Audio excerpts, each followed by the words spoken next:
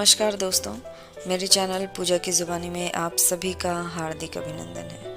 आशा करती हूँ मेरे सभी श्रोतागण स्वस्थ होंगे और खुश होंगे। मालती जोशी की आज की कहानी जो मैं लेकर आई हूँ उसका नाम है परिणय।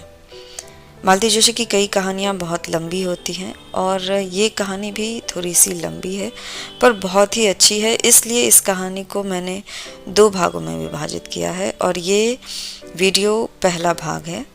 और कहानी कुछ इस तरीके से शुरू होती है। लौटते हुए मेरी आंखों में सीमा का कमनीय सौंदर्य तैरता रहा। घर से चलते हुए निश्चय करके चली थी कि अगर लड़की जीतू के योग्य न हुई तो साफ मना कर दूंगी।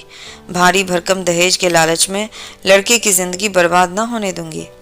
पता नहीं क्यों मन में एक बात बैठ गई थी कि इतने बड़े लोग रिश्ता लेकर आए हैं तो लड़की जरूर ऐसी वैसी होगी। पर सीमा को देखा तो देखती ही रह गई। खिलता चंपई रंग, तीखे नैन नक्श, घनी केश राशि, सुडौल देह यष्टि, मीन मेख निकालने की जरा भी गुंजाइश नहीं थी। लगता था जैसे मेरी कल्पना में रची बसी पुत्रवधू ही साक्षात उतर आई है। आनंद की तरंगों पर झूलते हुए मैंने कनखियों से अपने लाडले की ओर देखा। वह दत्तचित्त होकर गाड़ी चला रहा था। उसका मन कहीं रहा हो पर नजरें इस समय सड़क पर ही केंद्रित थीं। और ठीक भी तो है, एमजी रोड पर शाम के समय गाड़ी चलाना किसी नट के खेल से कम थोड़े ही है। घर पहुंचते ही मैं उसे कुरेदना चाहती थी पर उसने मौका ही नहीं दिया। हमें उतारकर सीधा डिस्पेंसरी चला गया। झुंझलाई सी मैं कुछ देर तक गुमसुम बैठी रही, फिर मैंने उसके पापा को ही जा पकड़ा। कहिए, लड़की पसंद आई? मुझसे क्या पूछती हो? अपने लड़के से पूछो। आप अपनी तो कहिए। भाई, लड़की तो A1 है, उसके बारे में तो दो राय हो ही नहीं सकती। बाकी अब उन्हें रिश्ता जच जाए तभी है। अरे वाह, रिश्ता न जचा होता तो क्या वे 10 बार हमारे दरवाजे पर आते? कोई हम तो लड़की मांगने नहीं गए थे, मैंने तैश में कहा। सो तो ठीक है भाई। और वे चुप हो गए। समझ गई कि रामदास जी के वैभव की चकाचौंध से वे अब तक उबर नहीं पाए हैं। झूठ क्यों बोलूं, विस्मित तो मैं भी हुई थी। जो सोचा था उससे कुछ ज्यादा ही पाया था और जो था उसका प्रदर्शन करने की भी उन्होंने भरपूर कोशिश की थी। विशाल कोठी, बाहर पंक्तिबद्ध खड़ी 3-3 गाड़ियां, जिनके सामने हमारी मॉरिस एकदम छकड़ा लग रही थी। कीमती सूटों में सजे हुए उनके तीनों लड़के, गहनों कपड़ों से लदी तीनों बहुएं, दामी कालीन, महंगा फर्नीचर, वर्दीधारी नौकर, शाही नाश्ता, हर चीज में प्रदर्शन था। हर बात में प्रभावित करने की कोशिश थी। चलने से पहले वह हमें अपना खूबसूरत लॉन और कलात्मक बगीचा दिखाते हुए काफी दूर तक ले गए और फिर सहज भाव से एक खाली प्लॉट की ओर इशारा करते हुए उन्होंने बताया कि यह उन्होंने लड़की के लिए रख छोड़ा है। लड़कों को उन्होंने शहर से के संभ्रांत इलाकों में एक एक बंगला बनवा दिया है, क्योंकि वह जानते हैं कि देर सवेर तो सबको अलग होना ही है, लेकिन लड़की को वे अपनी आंखों के सामने ही रखना चाहते हैं। इसलिए प्लॉट यहीं ले लिया है। उन्होंने बहुत ही सहज भाव से यह सब बताया था, पर उनका उद्देश्य छिपाना रहा। उनकी संपन्नता पर, ऐश्वर्य पर विस्मय विमुग्ध होते हुए भी मेरे भीतर बैठी अभिमानिनी माँ मुझे बार बार जतला रही थी, देख तेरे बेटे के लिए कितने बड़े घर का रिश्ता आया है। और तब बेटे की योग्यता के सम्मुख सारा वैभव हे लगने लगा था। एक बात सोच लो, जीतू के पापा कह रहे थे, यह शादी हो गई तो जीतू अपने पास नहीं रहेगा, वहीं बंगला बनाकर रहना पड़ेगा। कोई जरूरी है? मैंने तुनक कर कहा। क्या उसके घर द्वार नहीं है जो ससुराल में बसने जाएगा? और मेरे ही क्या 10-5 लड़के हैं जो उसे भेज दूंगी। फिर वह प्लॉट? अरे पड़ा रहेगा, मैंने लापरवाही से कहा। ना होगा तो एक नर्सिंग होम डाल लेंगे। नर्सिंग होम कम है इंदौर में, बच्चों के लिए तो कोई नहीं है। अपन तो बच्चों का ही बना लेंगे जिसमें उसने स्पेशलाइज किया हुआ है। और बातों ही बातों में मैंने एक तिमंजिले नर्सिंग होम की रूपरेखा बना डाली। नीचे आउटडोर और ऑपरेशन थिएटर, बीच वाली मंजिल पर जनरल वार्ड्स और सबसे ऊपर स्पेशल कमरे, सामने खुली सी बालकनी, पूरा नक्शा मेरे मन में तैयार था। इंजीनियर होती तो कागज पर उतार कर ही दम लेती। स्थापित नर्सिंग होम के लिए कोई अच्छा सा नाम सोच ही रही थी कि गाड़ी का परिचित हॉर्न सुनाई दी। अपने लाडले से पूछ तो लो पहले, ये बोले। सपने बाद में बुनती रहना। अपने बचपने पर झेपती सी मैं खाना लगाने उठ गई। खाने के समय मैं बराबर उसके चेहरे को देखकर टोह लेती रही, पर उसने जरा भी हवा न लगने दी। आखिरकार मुझसे रहा न गया। इनके उठते ही मैंने पूछ लिया, क्यों रे, लड़की कैसी लगी? बिना देखे मैं कैसे बता सकता हूँ? क्या मतलब? फिर सारी शाम तू क्या करता रहा? उनकी मेहमानवाजी का लुत्फ उठाता रहा। उनकी लंबी चौड़ी बातों से बोर होता रहा। मम्मा, सारी चमक दमक देखकर तो यही लगता रहा कि बेकार एमडी किया मैंने। बस पापा एक एजेंसी ले देते तो। बकवास बंद कर, पहले लड़की के बारे में बता। मम्मा, कहा तो मैंने कि उसे ठीक से देखा भी नहीं। अव्वल तो वह इतनी देर बाद कमरे में नमूदार हुई और फिर 90 डिग्री का कोण बनाकर बैठ गई। ना तो एक बार भी उसने ऊपर देखा, ना मुंह से एक शब्द निकाला। मेरे ख्याल में वह या तो भैंगी है या गूंगी है। चुप भी कर, जब देखो उल्टी सीधी बातें करेगा। लड़कियां क्या ऊंट की तरह मुंह उठाए सामने आती हैं? तो फिर देखने के लिए बुलाने का तात्पर्य क्या होता है? उसने जिद की। यह हिंदुस्तान है बेटे, इन्होंने एकाएक भीतर आते हुए कहा। शायद इतनी देर तक कान लगाए हमारी नोक-झोंक सुन रहे थे।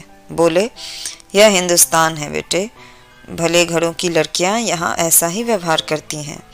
मैं भी हिंदुस्तानी हूँ पापा। 2 साल अमेरिका में रहने से कोई अमेरिकन नहीं हो जाता।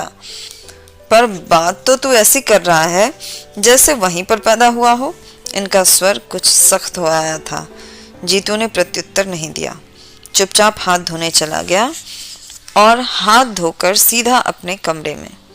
शायद इस विषय पर वह अधिक बहस बढ़ाने का इच्छुक नहीं था।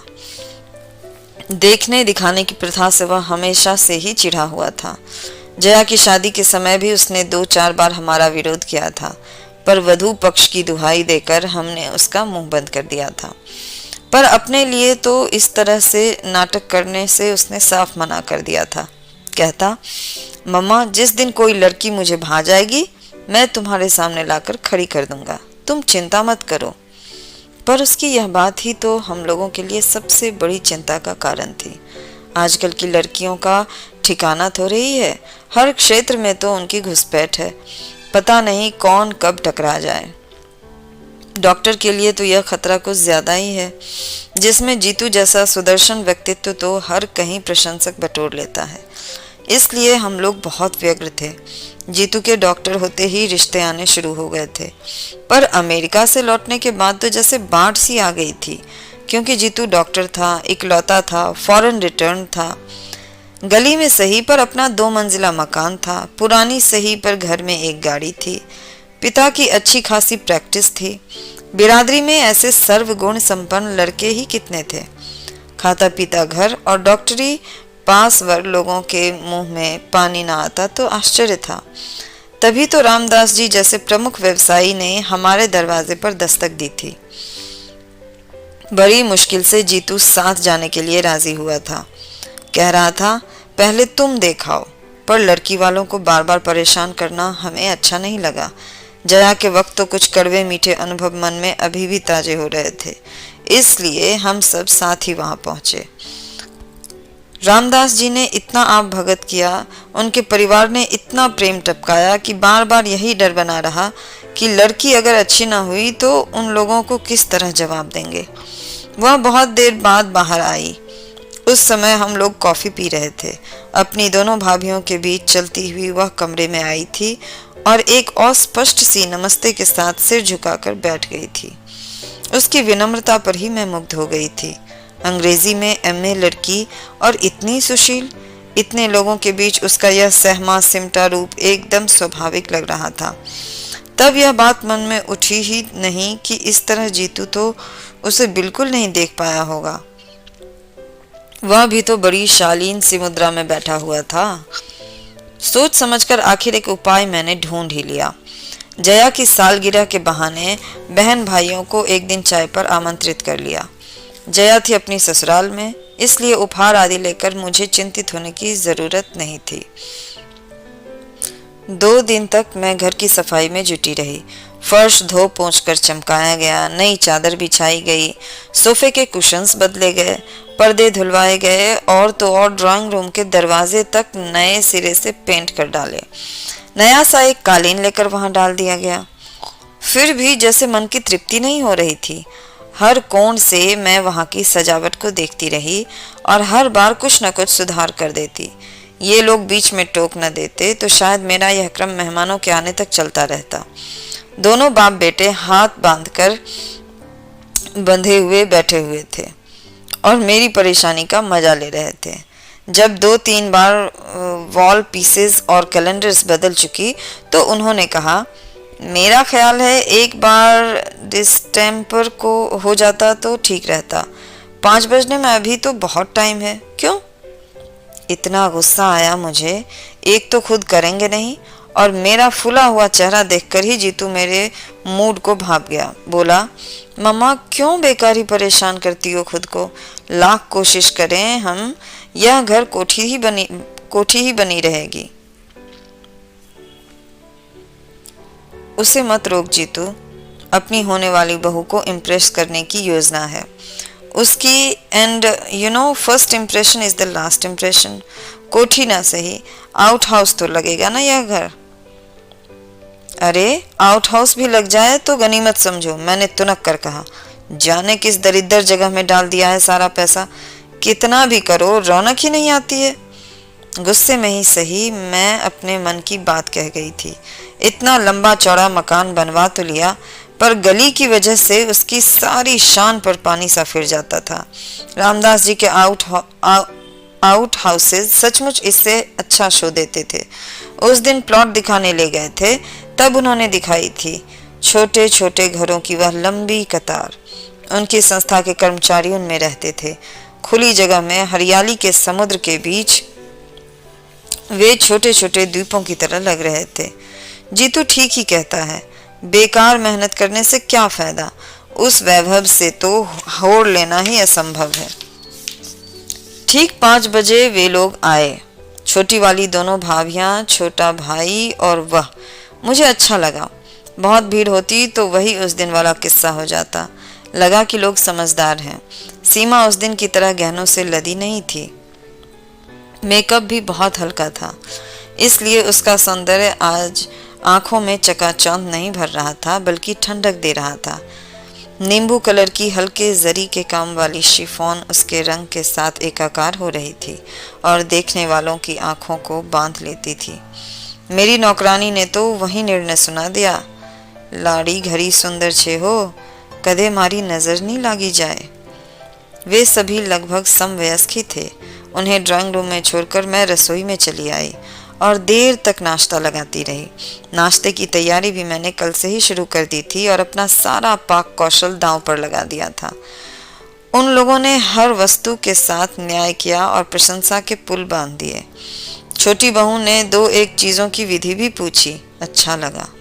सीमा जरूर धीरे धीरे चुग सा रही थी, पर मैंने ध्यान नहीं दिया। अपनी होने वाली ससुराल में कोई चबर चबर कर खा सकता है भला? खाने के बाद मैं महिलाओं को घर दिखाने में लग गई। उन दोनों बहुओं ने हर बात की प्रशंसा की, सजावट की, सामान की, कढ़ाई की, बुनाई की, हर चीज की। सबसे अंत में मैं उन लोगों को किचन में ले गई, जो मेरा अभिमान बिंदु था। सफेद रंग में नहाया हुआ, आधुनिक उपकरणों से सजा हुआ, अलमारी में झिलमिल करते स्टील के बर्तन, चमकते पीतल के हिंडालियम के डिब्बे, जगमग करती क्रॉकरी, मचान पर एक सी झालर सी सजी हुई अचार मुरब्बे की बर्नियां। जो भी देखता प्रशंसा करता। इन लोगों ने भी वैसा ही किया, पर सीमा यहाँ भी चुप चुप बनी रही। इस बार मैं उतनी तटस्थ नहीं रह सकी। मन में कुछ चुभा जरूर, मुंह खोलकर तारीफ ना करती, पर प्रशंसा की एक नजर डाल लेती। आखिर कल को यह गृहस्थी उसकी भी हो सकती है। उनके जाते ही मैंने पूछा, क्यों रे, आज तो ठीक से देख लिया ना? हाँ। अच्छी है? हाँ, बशर्ते बोलना जानती हो। क्या मतलब? मतलब यह है मम्मा कि वह जरूर हकलाती होगी, नहीं तो 2 घंटों में एक बार भी मुंह नहीं खोलती। आश्चर्य में भरकर मैं उसे देखती ही रह गई। देखो, 2 बार तो तुम लोग लड़की देख चुके हो, और तो और उसे घर भी बुला चुके हो। अब अगर मना कर दें हम लोग तो क्या शराफत होगी। बिरादरी में कहीं मुंह दिखाने लायक भी नहीं रह जाएंगे हम, इन्होंने सख्ती से कहा। और अगर वहीं से इनकार आ जाए तब? उस ओर से निश्चिंत रहो, उनके मन में जरा भी शंका होती तो वे लड़की को यहाँ नहीं भेजते। मैं तो सोचता हूँ कि वे तो अपनी ओर से सब तय मानकर ही चल रहे हैं। कैसे? अरे याद नहीं, उस दिन जब हम लोगों को प्लॉट वगैरह दिखाने ले गए थे, तब रामदास जी के पुराने पार्टनर की लड़की मिल गई थी। तब उन्होंने जीतू का परिचय देते हुए क्या कहा था, यह तुम्हारे जीजा जी हैं। अरे हाँ, और मुझे एकदम सारी बातें याद आ गई। उस दिन रामदास जी हमें अपना बागीचा दिखाते हुए दूर तक उस प्लॉट के पास ले गए थे जो उन्होंने अपनी बिटिया के लिए रख छोड़ा था। हम लोग मुआयना कर ही रहे थे कि पीछे आउट हाउस की तरफ से एक लड़की साइकिल पर आती दिखाई दी। पास आते ही साइकिल से उतरकर उसने पहले रामदास जी को और फिर हम सबको सलज्ज भाव से प्रणाम किया। लड़की बहुत सुंदर नहीं थी, वेशभूषा भी साधारण ही थी, पर कोठी के चमक दमक भरे वातावरण के बाद उसका रूप ऐसा लगा जैसे बरसात के बाद धूप निकल आई हो। स्कूल जा रही हो बेटे? जी। माँ ठीक है? जी, रात कुछ बुखार हो आया था, वैसे अब ठीक है। बस अब तो उन्हें ठीक होना ही है। यह तुम्हारे जीजाजी अमेरिका से डॉक्टरी पर कर आए हैं। सो किसके लिए? रामदास जी ने कहा, फिर जीतू की ओर देखकर बोले, बेटा यह एक ही साली है तुम्हारी, लेकिन 10 के बराबर है, बच कर रहना। दोस्तों, ये कहानी का पहला भाग है और अगले भाग में इस कहानी को आप और विस्तृत रूप से और अंत तक सुन सकते हैं। अभी तक मेरे चैनल पर बने रहने के लिए आप सबका बहुत बहुत आभार। जाने से पहले चैनल को लाइक करिए, सब्सक्राइब करिए और ज़्यादा से ज़्यादा इसे अपनों के साथ शेयर करिए। खुश रहिए, अपना और अपनों का ढेर सारा ख्याल रखिए। आप सबका तहे दिल से शुक्रिया।